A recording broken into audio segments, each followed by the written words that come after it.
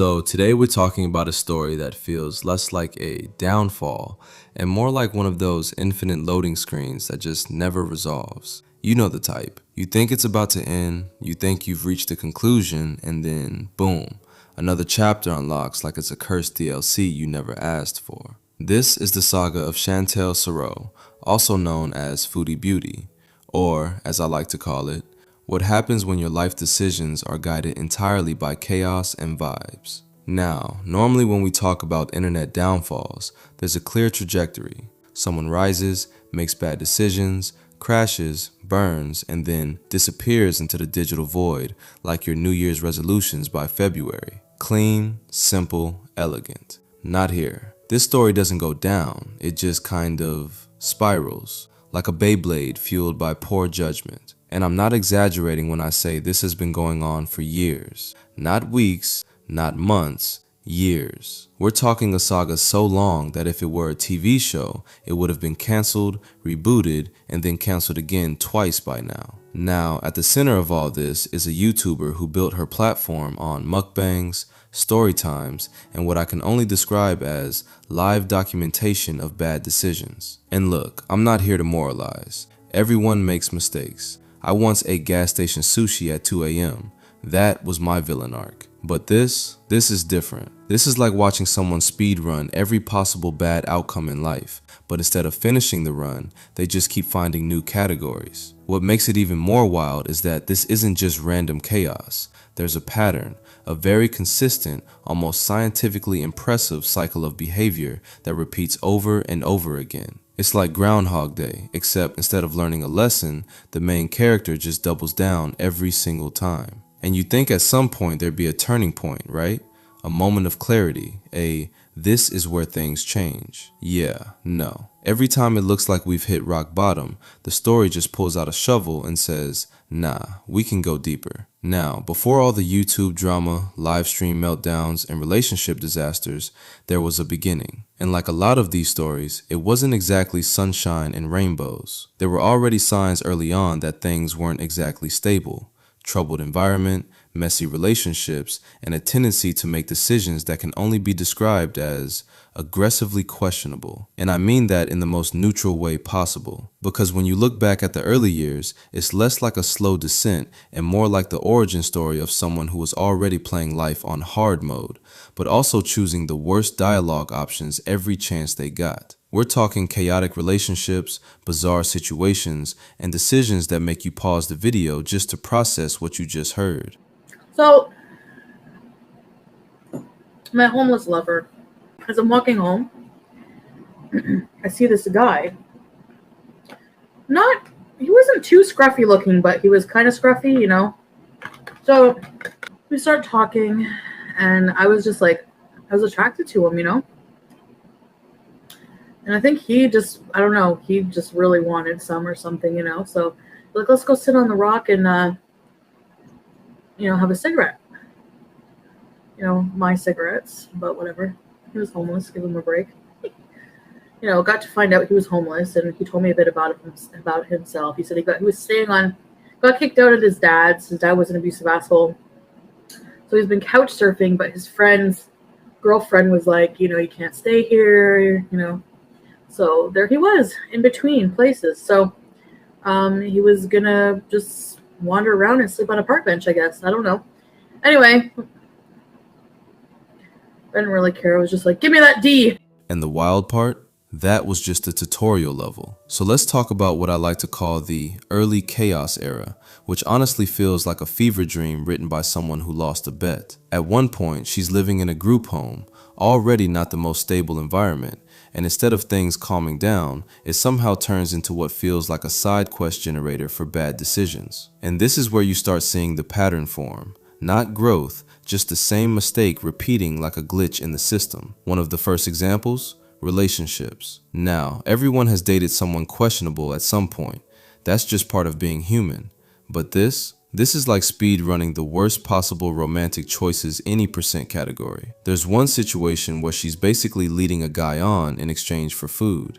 Not metaphorically, literally, like it's a side hustle. emotional manipulation, but make it DoorDash. And the guy, from everything we know, seems like a genuinely nice person, which somehow makes it worse. It's like watching a golden retriever get scammed. But don't worry, it somehow escalates. Because in the same timeline, there's another guy in the picture who decides, for absolutely no logical reason, to just start a fight out of nowhere, like an NPC that suddenly turns hostile because you walk too close. So now we've got a situation where chaos isn't just present, it's multiplying. And instead of stepping back and going, hey, maybe I should rethink literally everything, the story just keeps going forward like it's on autopilot. Then we enter the online era, and this is where things really start to feel like a cursed anthology series. We've got catfishing incidents, multiple, not just a one-time, oops.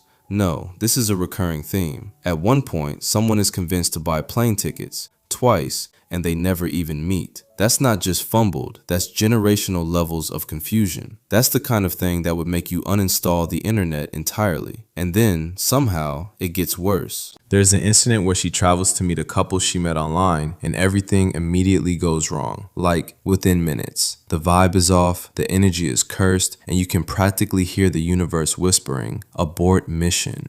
But does the mission get aborted?